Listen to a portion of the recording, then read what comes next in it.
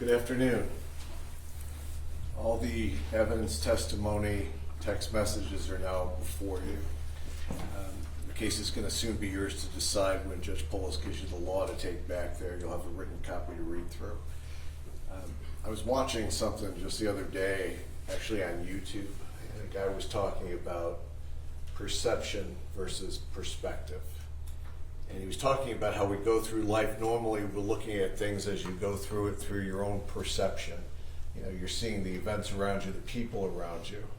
But there's also perspective, which is how are those folks looking at you? And that's stepping outside yourself and looking back.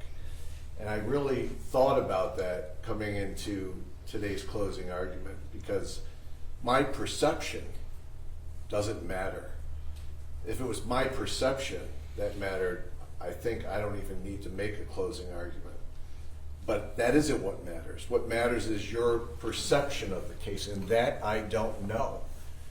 So what we're going to talk about are things I think are important when you go forward, but it's impossible, and I'm not going to, and there's no way to do in 20, 30 minutes everything that we've discussed. It's impossible. We all have faith that you took notes. We all have faith that you paid attention. So go back and rely on that when you go forward. Now, we talked from the start about what this case is about and what this case isn't about. And from the start in jury selection, what we said is this is first-degree murder, but it's not first-degree premeditated murder. And we discussed that from the beginning. And Judge Polis will instruct you on what this is, which is first-degree felony murder. And that means, and the people have never said anything different, nor has law enforcement, that this was an intentional killing when they showed up on the doorstep on October 11th of 2024. And the judge will instruct you on the law, which is now before all the attorneys. And I'm not going to go through, there's a stack that Judge Polis will read to you, which there's no point going through it twice. But what you have to focus on regarding first-degree felony murder was that the defendants intended to commit a larceny. And that during that larceny, they caused the death of Mr. Murray by either intending to kill him or intending to do great bodily harm to him or creating a high risk that death or bodily harm could occur. And then the judge is going to instruct you about aiding and abetting, which we also talked about. And it'll say anyone who intentionally assists someone in committing a crime is as guilty as the person who directly commits it. Now, I believe the facts have shown there were 3 people in that basement. Okay, and Mr. Murray is not able to talk about what happened in that basement. But I think the facts have shown throughout this, and I think the text messages tied everything in together even more, that from before, during, and after, these defendants had planned to commit a larceny at Mr. Murray's house. And each of them played different roles and different parts, but each of those parts were going together for that same mission, for lack of a better term.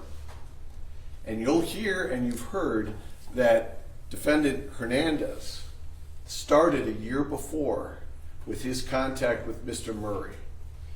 He had personal contact at his pawn shop in Hamtramck a year before, October of 2023, where he was engaged in making pawns with Mr. Murray's shop. And then you heard, and you have the records, that in February of 2024, Mr. Hernandez appears again.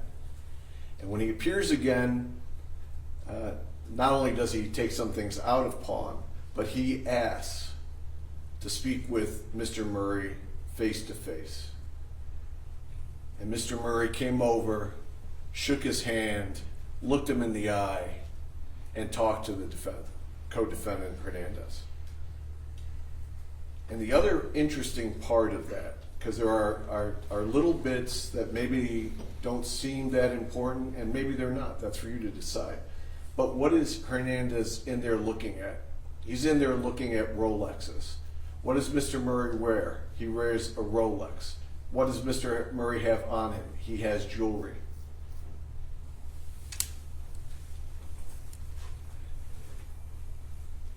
after that day, and as things went forward, you've seen the text messages, you've heard the connection between the two co-defendants, and it's a substantial connection. These are not Facebook friends who never hang out. These are not high school friends that only see each other at reunions once every 5 years. These two have had a close connection, and it continued throughout this time. And I think there's proof of that through witnesses and through the text messages. You heard from Ms. Diaz when she testified how the defendant, Zuazo, was going to be in the wedding in September of 2024. You heard from Ms. Diaz that she knows him by the nickname of Yogi. You heard from Ms. Diaz that she identifies the defendant that morning of October 11th when he's in the Lowe's with co-defendant Hernandez. You've heard as the testimony, the text, everything else is played out. You have lots of videos to show that they put their plan in place to physically start making it happen probably about 20 days before the murder. And you hear that through the text and through their actions. You start seeing the text that you now have today about we need a car between Hernandez and this defendant. And they go back and forth about getting a car. Why do they need a car? Well, they need a car because they want to get away with it, first of all. And they're going to do that by disguising the vehicle that they drive and then disguising themselves. They're going to disguise that vehicle after they steal it, and you've heard testimony from the victim of that theft about his car being left out and it gone, which coincides exactly with the text that you have now. You also saw a text that indicate that you need to disguise it with DTE materials. And you saw not just Hernandez walking in on video into that store to order up those signs for the sign of the car, but you saw this defendant text messaging his buddy, whether it's a male or female buddy, I don't know, but the buddy to get DTE products to disguise themselves. They go a step further, and that's to get rid of the plate, which was a very distinguished plate on the back of that truck, that Poco plate. And they got a DTE plate stolen from a DTE vehicle to make it even more unlikely that they're going to get caught if that vehicle is identified or if it shows up on a flock camera. Like everyone here now knows, is taking pictures of a lot of plates. Well, it would have come back with the DTE plate. And that disguise, as you heard, was so effective on October 11th that even Miss Niehaus, as she's walking her dog, and she said, my attention's drawn to that vehicle, first by the sound of it, then it just seemed to be slow rolling through the neighborhood. And she said, I finally looked up and I saw it was marked as DTE. And I said, oh, it's DTE coming through to do something. And she was no longer concerned about the vehicle. Well, that's what these defendants intended. Now, you have the videos, you have the purchases at Home Depot, at Lowe's. They were getting the things that they were planning to use when they were going to get into Mr. and Mrs. Murray's house. They wanted duct tape, they wanted zip ties, they were disguising themselves as workers with different things that they purchased also at those stores. They were ready, but there was one thing that they could not buy at any hardware store for that day. And that was the will to do what was necessary. That will to go into that house and do what was necessary, you can't purchase that at a store. That came from in here. They were ready to go. And on that October 10th, when they drove there, it was this time of year, it is dark. You've got all the text before and after. And as they drive there, 40-minute, 45-minute drive, no one gets out of the vehicle. No one talks themselves out of doing what they're about to do. They're ready. They're planning, and as you saw through the text, Mr. Hernandez wants to buy a house. Mr. Zuazo is talking about needing a big score. And they had this impression that inside that house was going to be their big score. As they get to the house, and as you've heard, they approach the house, Mr. Hernandez in front, posing as DTE workers with Mr. Zuazo right behind him. And that does not, is captured on Ring video. There's the knock on the door, which catches everybody's attention inside. Mrs. Murray said she gets it on her Ring video from her phone, and Sam is already downstairs and heads towards the door. She's upstairs, and she's paying attention. So Sam opens the door. Defendant Hernandez with the co-defendant right behind them. They're trying to talk their way into the house. Mrs. Murray says, it's a little late to be doing a gas check. And then she says, Sam, do you have your gun on you? And she said, I said it loud so it could be heard. Mr. Murray doesn't want to let him in, isn't going to let him in, and doesn't let him in. Mr. Hernandez says, we'll be back tomorrow. So they leave that night, and then they have a 40-minute drive back to where they came from. Did anybody decide not to go forward with this the next day? No, there was a different type of discussion. And there's unanswered questions that we talked about in jury selection. Some of those unanswered questions don't matter, okay? It only matters if it goes to what we need to prove in these elements. One of the unanswered questions is, why didn't they force their way in? Okay, well, they didn't force their way in is what happened. But if you remember the positioning, Sam is downstairs. He is not a small man. He's 6 foot tall. He's 300 pounds. Hernandez is in the doorway, okay? And it's been told that he's armed. Could they have gotten to Sam before he pulled his gun? Could they gotten to Sam before he backed up and pulled his gun? I don't know. But what I do know is if they had come in that house, they could not have gotten to Mrs. Murray upstairs on that balcony before she called 911. There was no way they were getting to her before that call was placed. So they leave to regroup, and they regroup. They don't cancel it. They don't say there's Ring cameras, I'm not going to do it. They don't say the guy is 6 foot and 300 pounds. He may be a problem. No, instead they revise the plan. The plan doesn't get canceled. How do they revise the plan? Well, now they go first thing in the morning to Lowe's to get the 18-inch zip ties. So they're upping what they expect they're going to need to subdue Mr. Murray. The duct tape no longer is enough. They need zip ties, and those are the same length zip ties that the detectives described that is in the bloody scene in the basement. They have the drive back. No one gets out of the car. They both arrive. And as they arrive this time, when they're at the front door, which is captured on the Ring video, they're able to trick Mr. Murray into opening that door. Mr. Murray goes to the door, as you've heard. He lets them in, as you've heard, and Mrs. Murray is there watching this. She says it sounded like Mr. Hernandez was going to go outside, but he didn't.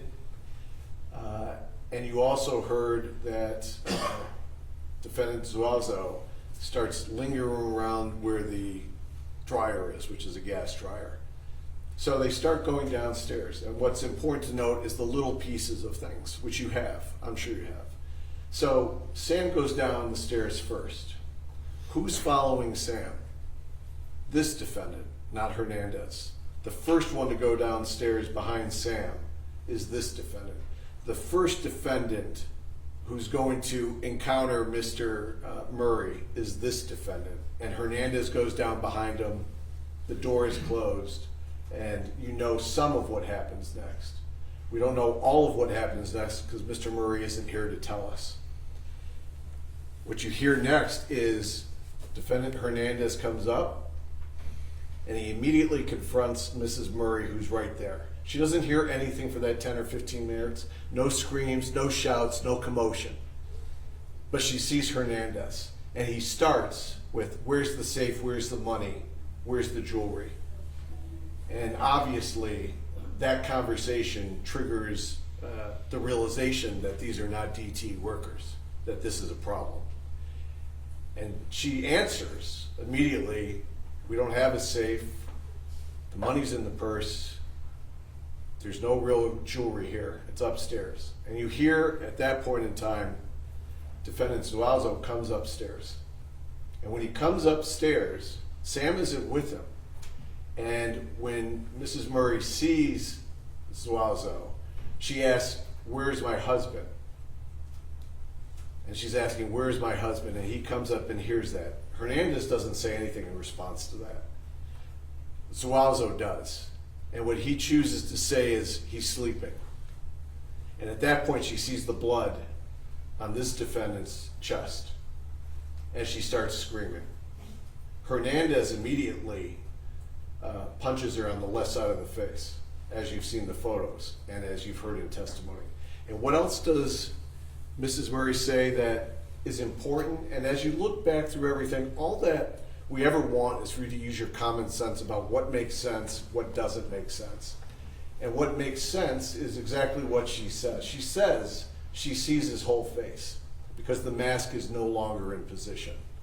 And what makes sense about that, because he's tried to disguise his face with the mask, both on the 10th and on the 11th. But why it's not in place anymore is because he had just been in a struggle with Mr. Murray down in the basement.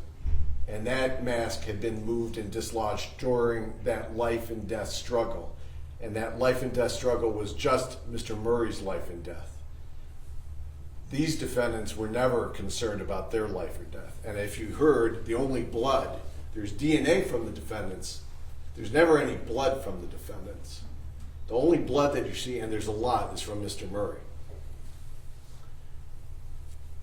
Now, she sees his face, she describes him to the police officer, she describes the facial hair, and you heard the officer yesterday testify when he was arrested, he had facial hair. And then you've seen the Lowe's video from that morning where the defendant is there with Mr. Hernandez with facial hair, with the bucket hat that's later found. So does that end it? Does the defendant head for the door? Does he say, "I'm getting out of here"? No. Where does he head? He heads upstairs to continue the mission, which is to find the jewels or this treasure that doesn't exist. So he goes upstairs, and you heard that when he goes upstairs, those rooms are ransacked. You saw those rooms are ransacked. The costume jewelry is every place. And you also heard Mrs. Murray testify that Hernandez never went upstairs. Only this defendant went upstairs. And what else is upstairs? The victim's blood on that swipe on the wall. Because there's so much blood that was downstairs, the defendant got the blood on him and left it upstairs. As that's going on, Mr. Hernandez is still looking for items, trying to get into the purse, trying to take the car keys, taking the cell phone, taking all these things. And the gun is missing. Gun's never been found. Last time it was seen, it was going downstairs with Mr. Murray. That gun is missing. Mrs. Murray tells you that she's bound up by the duct tape. You saw how Sam is bound up in the basement. He's not just bound up with duct tape, he's bound up with the zip ties that they had just purchased. And then you hear this defendant returns from upstairs, wanting to go. We need to go. But what does he want to do? This defendant. He wants to put Mrs. Murray in the closet. He wants to put her in the closet before they go. And he starts trying to do it with Hernandez, but she's duct taped in a position that she can't be moved into the closet. So as much as they tried to even do more, they weren't able to. So they depart and flee. It's not over because they got to try to get away with the little that actual value that they took. The only thing of value that they took that day was Mr. Murray's life. That's the only thing of value that was taken. The rest was junk. What do they got to do? They got to go get that truck down in Detroit, and you saw the text messages where it sounds like it's pre-planned. You hear that they set that truck on fire to burn its contents, burn any DNA that's inside the truck, and then it's time to get out of there. Hernandez gets home. You've heard the testimony that he quickly packs up that Jeep, packs up his wife, packs up her child, and they start headed down south. Now, when they get down south, they don't have much of a drive before law enforcement is quickly on them.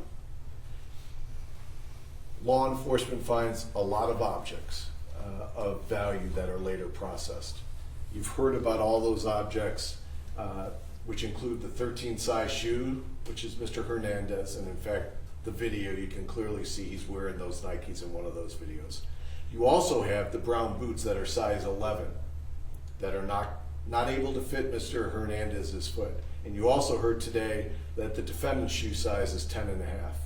And I don't know about anybody else who buys shoes, but my shoe size range it's a large range between what brand you buy. 10 and a half, 11, 10, they all can fit the same foot, as everyone knows out of their own common sense. So they find the bucket hat that belongs and is seen on the defendant. You also find the jewelry items that were taken by the defendant. All of those things, plus more, are found in that vehicle. Now, at that point in time, the attention of the sheriff's office has quickly been focused on Mr. Hernandez and this defendant also. You heard from Mr. Broad, who calls into the sheriff's office and says, I know that guy. He testified yesterday. I know that guy. I worked with that guy. He identifies him from the video. He identifies the clothing from the video, and he identifies those boots being consistent with the type of boots that are used at their scene.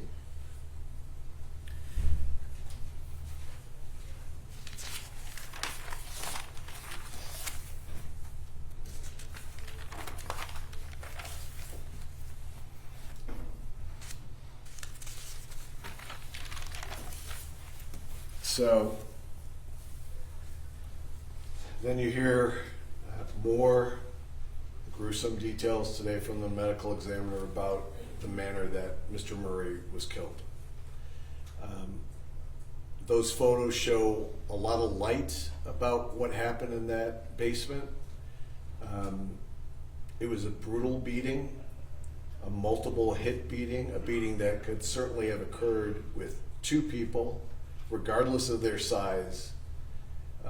But when we talked about the Rolex, it's important when I think about things about how did it physically transpire. He has two strikes to the back of his head from a blunt object, consistent with a gun, consistent with a lot of other objects that could cause that type of injury. Okay, so Sam goes down.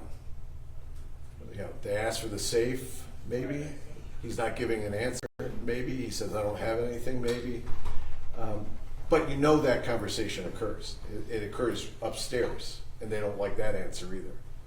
So Sam is struck and he's bleeding, but he's not quitting. You heard Mrs. Murray talk about he's a strong man. You've heard he's a big man, and he's not unconscious, because if he's unconscious, how could I say that? I wasn't there. Well, because it doesn't make sense with the rest of the facts in the case. If he's unconscious, you don't have to bind him up like that. You don't have to duct tape him. You don't have to duct tape his mouth. You don't have to zip tie him. This is a struggle at a minimum with Mr. Murray and the two defendants. And what else do you hear? That as much as Mr. Hernandez loves Rolexes, as much as the only thing of financial value in that whole scene that day was probably that Rolex, what happens during this struggle?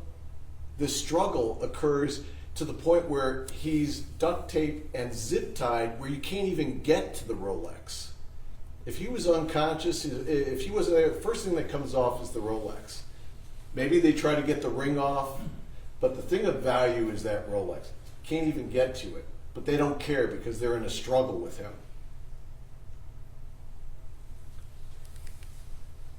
Now,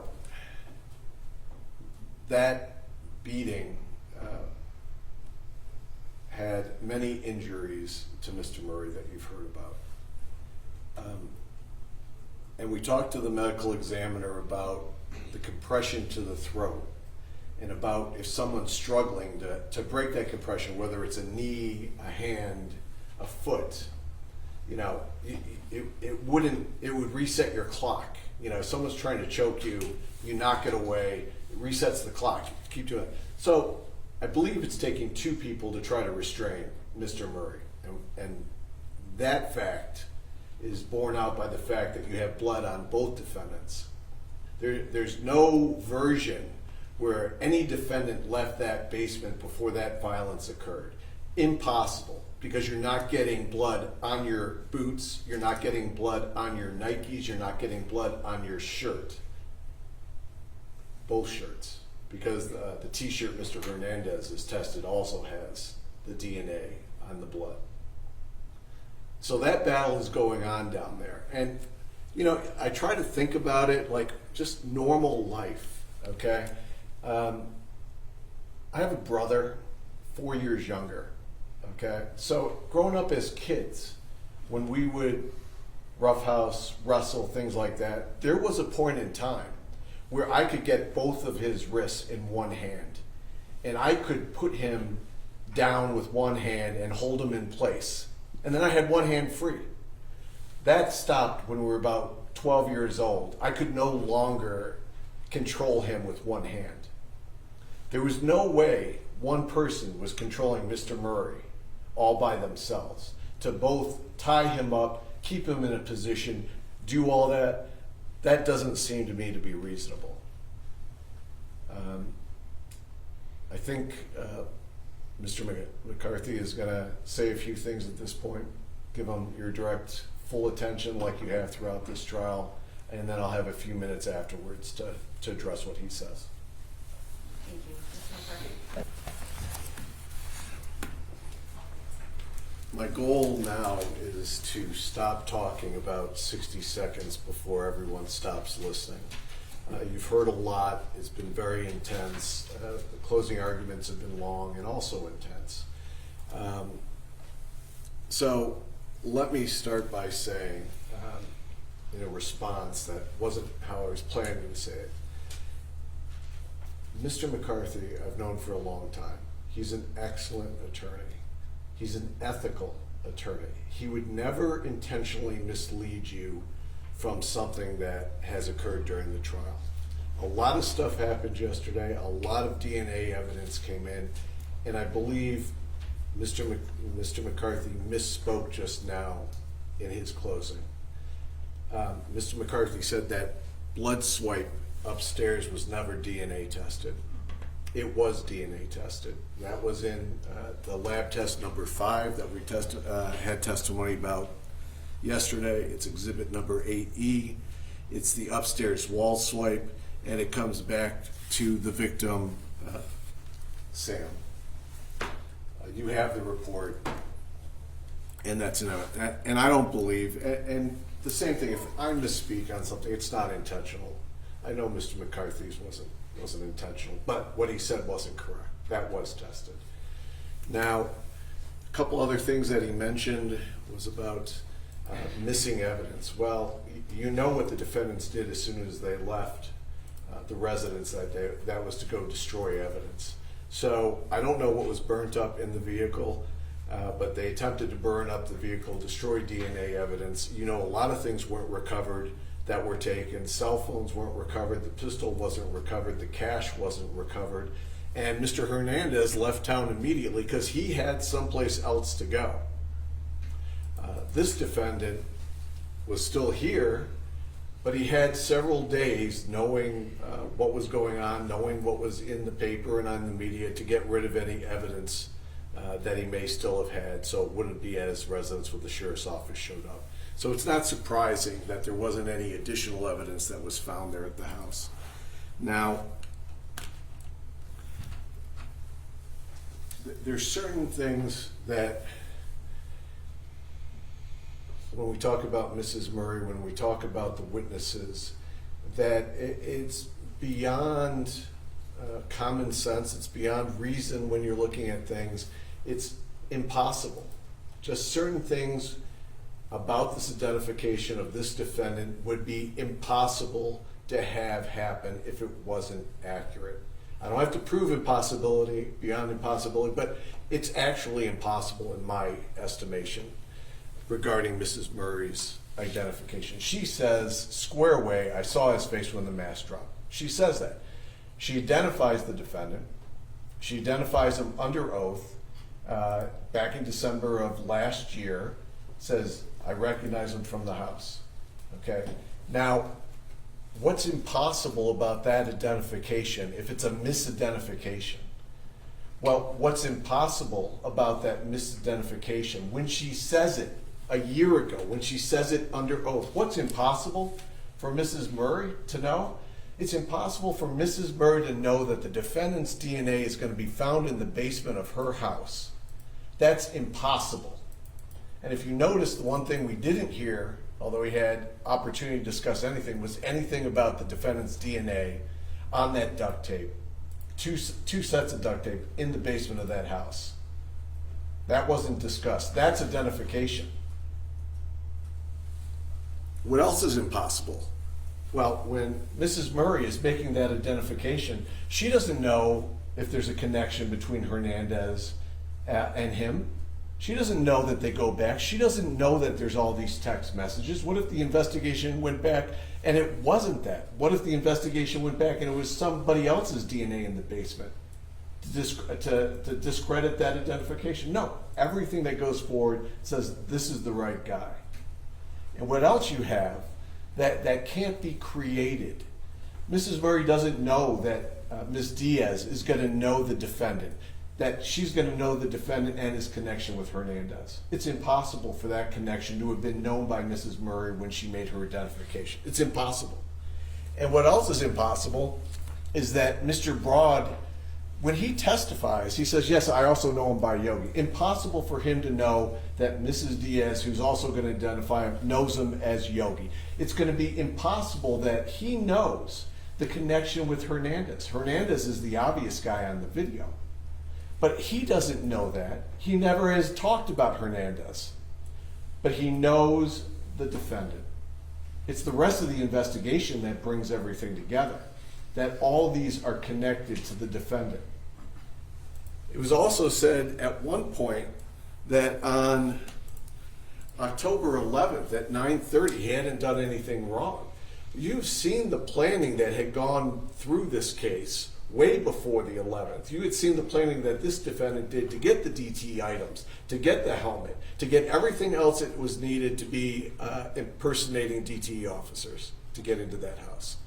So we're supposed to believe that somehow he does all this preparation work, that somehow he's identified by all these witnesses, but somehow there was somebody else who was there with Hernandez on the night of the 10th, and then suddenly that person disappears and he's the one who goes with him to Lowe's, and then suddenly he disappears again.